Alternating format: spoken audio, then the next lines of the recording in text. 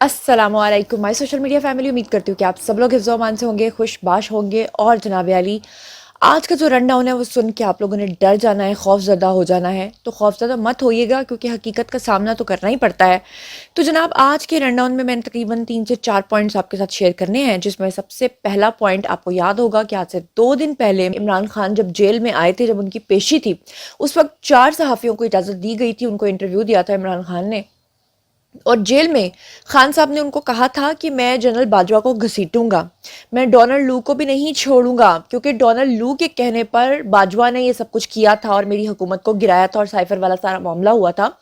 तो साइफर का सारा मामला तो उन्होंने डाल दिया था और 9 मई का सारा मामला डाल दिया नवाज शरीफ के ऊपर, और ये सारा मामला डाल दिया था जनरल बाजवा के ऊपर। तो उन्होंने कहा था जनरल बाजवा को बुलाऊंगा। अब जनरल बाजवा जो हैं, उन्होंने बेसिकली इमरान खान की मौत का बंदोबस्त कर दिया है, और जनरल बाजवा ने अब ये फाइनली डिसाइड कर लिया है कि वो पेश होने जा रहे हैं इमरान खान के खिलाफ।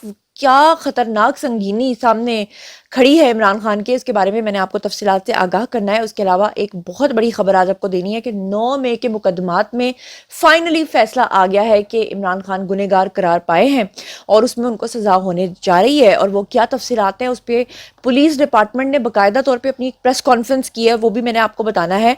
और आज मैंने आपको ये भी बताना है कि इमरान खान का एक और मौक़िफ़ जेल से आ गया है, और वो मौक़िफ़ आया है अफ़गानियों के इनखला के हवाले से। जैसे कि आपको पता है कि हमारे जो आर्मी चीफ हैं, उन्होंने 2 टोक मौक़िफ़ अपना लिया है कि किसी भी सूरत अफ़गानियों को पाकिस्तान में नहीं रहने देना, वो यहाँ से जाएंगे।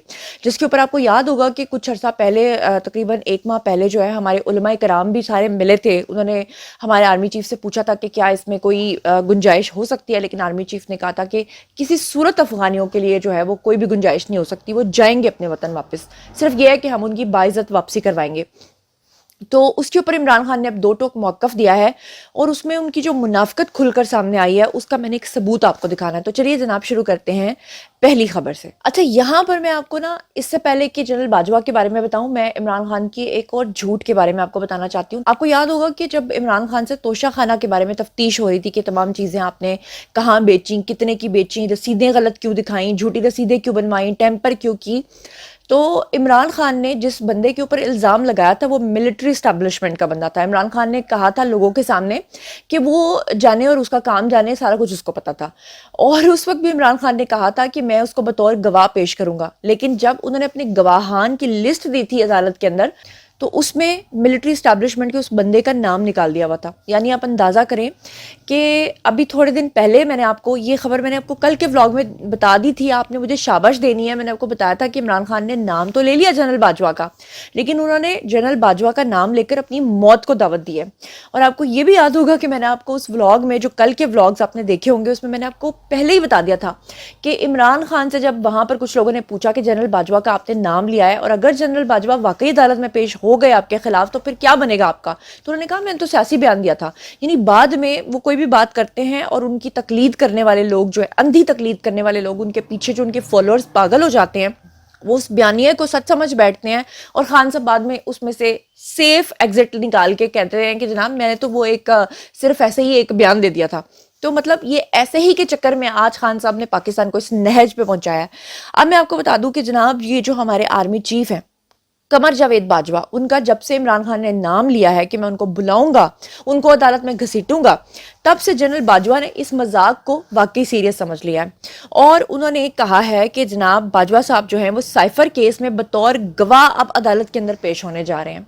ये इतलात आ रही हैं, और इतलात ये भी आ रही हैं कि जो डोनाल्ड लू की बात की है इमरान खान ने, सिर्फ इमरान खान ने डोनाल्ड लू की बात नहीं की, बल्कि उनकी जो अलीमा बाजी है ना, उर्फ सिलाई मशीनों वाली, उन्होंने भी ये कहा था कि डोनाल्ड लू के खिलाफ हम अमेरिका में जाके मुकदमा करेंगे। तो डोनाल्ड लू को नहीं बुलाया जा सकता पाकिस्तान की अदालत में। उसकी वजह यह है कि जो अमरीकी मुआवने वजीर खारजा बराए जनूबी और वस्ती एशियाई अमूर के ब्यूरो थे, यानी कि डोनाल्ड लू, वो किसी दूसरे अमरीकी सिफारतकार को पाकिस्तान की अदालत के अंदर नहीं बुला सकते। हमारे पाकिस्तान का कानून या कोई भी मुल्क का कानून ये नहीं कहता, क्योंकि उनको सिफारती जो इस्तिस्ना है वो हासिल है।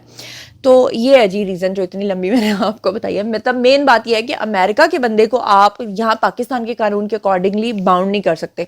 लेकिन जनरल बाजवा के ऊपर जो है یہ پوری طرح سے منحصر تھا کہ وہ پیش ہونا چاہتے ہیں یا وہ پیش نہیں ہونا چاہتے، یعنی ان کی مرضی ہے. اگر وہ پیش ہونا چاہتے ہیں تو بھی ان کی مرضی ہے. تو سننے میں یہ آ رہا ہے کہ جنرل باجوہ جو ہیں انہوں نے جو GHQ ہے وہاں سے اجازت بھی طلب کر لی ہے. کیا آپ لوگ مجھے بتا دیں بھائی، اجازت دیں مجھے، میں ذرا آج اس کا مکھو ٹھپ بھی لوں اور میں جا کے ذرا بتا ہی دوں کہ سائفر کا سارا معاملہ تھا کیا. اب یہاں پر میں آپ کو بتاؤں کہ یہ عمران خان کے لیے ایک بہت بڑا دھچکا ثابت ہونے والا ہے، کیونکہ اب کی بار عمران خان نے ہیرو بننے کے چکر میں جیل سے جو پیغام جاری کیا کہ میں باجوہ کو پھر سے بلاؤں گا اور باجوہ کو پھر سے گھسیٹوں گا، شاید وہ یہ بھول چکے ہیں کہ جنرل باجوہ جو ہے نا وہ ان کے پنجابی میں کہتے ہیں گٹے اور گوڈوں میں بیٹھ چکے ہیں. اور باجوہ صاحب کہہ رہے ہیں کہ اب میں نے اس کو جو آخری کیل ہے نا وہ ٹھونک کے ہی میں نے باہر نکلنا ہے. بہرحال آنے والے دن بڑے انٹرسٹنگ ہونے والے ہیں، کیونکہ جنرل باجوہ جو ہے وہ سارا کچا چٹھا جب کھولیں گے تو اس کے اوپر تو پورا میڈیا اس کو کوریج دے گا، بلکہ انٹرنیشنل میڈیا بھی اس کو کوریج دے گا. تو پھر کیا خان صاحب کی عزت رہے گی اور کیا خان صاحب کو سبکی ہوگی، اور پھر اس وقت کیا کہیں گے خان صاحب جب وہ جس طرح انہوں نے 4 صحافیوں کے سامنے کہہ دیا، اسی طرح وہ 10 لوگوں کے اور سامنے یا پوری دنیا کے سامنے کہہ دیں گے میں نے تو ایک ویسے بیان دیا تھا، میں نے تو ایک سیاسی بیان دیا تھا. اچھا بہرحال میں آپ کو بتا دوں کہ خان صاحب جو ہیں وہ 9 مئی کے مقدمات کی تفتیش کے اندر جو ہیں وہ گنہگار قرار پائے گئے ہیں. یہ کہا کس نے؟ یہ میں نے اور آپ نے نہیں کہا، بلکہ یہ کہا ہے DG انویسٹیگیشن نے. اچھا یہ ساری میں آپ کو بتا دوں کہ آج آپ نے ان کا شاید پریس کانفرنس سنی ہوگی. اگر آپ نے پریس کانفرنس نہیں سنی ہے تو اس کا لبے لباب جو ہے وہ میں آپ کو 4-5 لائنوں میں بتا دیتی ہوں کہ DIG انویسٹیگیشن ہیں جی عمران کشور. ان کا کہنا ہے کہ 9 مئی کے جو مقدمات ہیں اس کی تفتیش جو ہے وہ اب فائنلی مکمل ہو چکی ہے. 9 مئی سے لے کر اب تک دسمبر آ چکا ہے، آپ سوچئے کتنے مہینے گزر چکے ہیں. تو انہوں نے کہا ہے کہ اب آ کر ہماری تفتیش جو ہے وہ مکمل ہو گئی ہے اور عمران خان اس کے اندر فائنلی گنہگار قرار پائے. اس سے پہلے آپ کو یاد ہوگا کہ ڈاکٹر انوش جو ہیں وہ ڈیفرنٹ TV چینلز پر آ کر یہ بات کرتی رہی ہیں کہ ہماری جو انیشل فائنڈنگز ہیں اس میں جو عمران خان ہے وہ گلٹی قرار ہے. تو اس کے بعد آپ نے دیکھا کہ جو انوش ہیں ان کی بڑی بدترین قسم کی سوشل میڈیا ٹرولرز کے تھرو جو ہے جو PTI کے سوشل میڈیا فین فالوئنگ ہے انہوں نے بڑی بدترین ان کی ٹرولنگ کی، یہاں تک کہ ان کی گھڑی تک کو نہیں چھوڑا. خان صاحب کی گھڑی کو معاف کر دیا لیکن ڈاکٹر انوش کے ہاتھ میں جو گھڑی تھی اس کو جوڑا گیا غلط چیزوں کے ساتھ کہ پتہ نہیں وہ کس سے رشوت لے رہی ہیں جس کی وجہ سے وہ عمران خان کے اوپر یہ الزامات لگا رہی ہیں. بہرحال ہمارے جو DIG ہیں انہوں نے پریس کانفرنس کرتے ہوئے کیا کہا ہے؟ انہوں نے کہا ہے کہ عدالت میں ٹرائل کے دوران ملزمان کو بلایا جاتا ہے، حاضری ہوتی ہے اور یہ بڑی تفتیش تھی جس کے لیے کام کیا. اور میں آپ کو یہ بھی بتا دوں کہ پچھلے دنوں میں ڈاکٹر انوش نے بھی یہ بیان دیا تھا جس میں انہوں نے باقاعدہ طور پہ کہا تھا کہ جب ہم انویسٹیگیشن کرتے ہیں اور عمران خان کو بلاتے ہیں تو وہ ہمارے ساتھ تعاون نہیں کرتے ہیں، وہ نہیں آتے ہیں یا اگر آتے ہیں تو پراپر جواب نہیں دیتے. DIG انویسٹیگیشن نے یہ بھی کہا کہ انہوں نے یہ جو ساری انویسٹیگیشن کی ہے یہ 3-4 پروسیسز کے اوپر جو ہے وہ مشتمل تھی. نمبر 1 جیو فینسنگ، دوسرے نمبر پہ انہوں نے کہا کہ ہیومن انٹیلیجنس کی بنیاد پر بھی ہم نے یہ ساری گرفتاریاں جو ہیں وہ کی تھی 9 مئی کی، اور شواہد مکمل کر کے ہم نے جو کیس ہے وہ فائل کے ساتھ فائنلی لگا دیا ہے. انہوں نے یہ بھی بتایا کہ 14 مقدمات میں 1100 ملزمان کے چالان ہم نے جمع کروائے ہیں اور PTI کو 4 بار ہم نے اس میں شامل تفتیش کیا ہے اور جیل میں بھی ان سے تفتیش کی ہے. تمام شواہد جو ہیں وہ مثل کا حصہ بن چکے ہیں. چیئرمین PTI مقدمات کی تفتیش میں گنہگار قرار پائے ہیں. اس سے پہلے میں آپ کو یہ بھی بتا دوں کہ ڈاکٹر انوش نے بھی تھوڑے دن پہلے جو TV چینلز کو اپنا انٹرویو دیا تھا اس میں باقاعدہ طور پہ ان سے یہ پوچھا گیا تھا کہ جس وقت آپ لوگ انویسٹیگیشن کر رہے ہوتے ہیں اگر بعد میں خان صاحب اسے مکر جائیں یا آپ کے اوپر کوئی الزام لگا دیں اور کہیں کہ جی آپ لوگ تھے اس کے ذمہ دار، میں نے تو ایسا کچھ کہا ہی نہیں تھا، تو ڈاکٹر انوش نے کہا تھا کہ ہم نے عمران خان کی جتنی بھی انویسٹیگیشن کی ہے وہ ان کیمرہ کی ہے، یعنی کل کو وہ مکر نہیں سکتے. ساری چیزوں کا ریکارڈ جو ہے وہ تھرو کیمرہ جو ہے ان کی ریکارڈنگ کے موجود ہے جس میں انہوں نے جتنے بھی سوالوں کے جواب دیے ہیں اس میں وہ گنہگار قرار پائے ہیں. تو میں آپ کو پہلے سے کوئی آج سے تو نہیں میں آپ کو کہہ رہی، میں تو شروع سے کہہ رہی ہوں خان صاحب کے اوپر جو ہے وہ 3-4 مقدمات میں فرد جرم عائد ہونے جا رہی ہے. خان صاحب کو یا تو پھانسی کی سزا ہوگی، اگر پھانسی کی سزا ان کو نہیں ہوتی تو اس بات کا قوی امکان ہے کہ خان صاحب کو عمر قید کی سزا سنائی جائے گی. فرض کر لیجئے کہ اگر ان کو 10 سال کی قید بھی سنائی جاتی ہے تو 70 سال کے تو وہ ہو چکے ہیں، تو 80 سال کے ہو کے جب وہ باہر نکلیں گے تو آپ سوچ لیجئے کہ ان کا سیاسی کریئر کیا ہوگا. بہرحال اب میں آپ کو بتاتی ہوں خان صاحب نے ایک نیا شوشہ چھوڑا ہے. خان صاحب نے افغانی جو ہیں ان کو بہت تکلیف ہے، کیونکہ جو انویسٹیگیشن سامنے آئی ہے اس میں یہ چیز بھی سامنے آئی ہے کہ خان صاحب کے دور حکومت میں ان افغانیوں کو پاکستان کے اندر سیٹل کیا گیا ہے. انہی خان صاحب کے ٹینیور کے اندر جو کل عدم تنظیمیں ہیں ان کو یہاں پر بسایا گیا پاکستان کی سرزمین پہ اور ان کو جو ہے غلط کاموں کے لیے استعمال کیا گیا، اور پھر ان کے ID کارڈز جو جعلی بنائے گئے ہیں وہ جعلی ID کارڈز بنوا کر کیا کیا گیا ہے کہ ان کو نہ صرف بیرون ملک بھیجا گیا اپنے ایجنڈے پہ، 12,000 سے لے کے 15,000 تک تو صرف سعودی عرب نے ڈپورٹ کیے ہیں. جو پاکستان کے آئی ڈی کارڈ کے اوپر وہاں پر گئے ہوئے تھے وہ افغانی.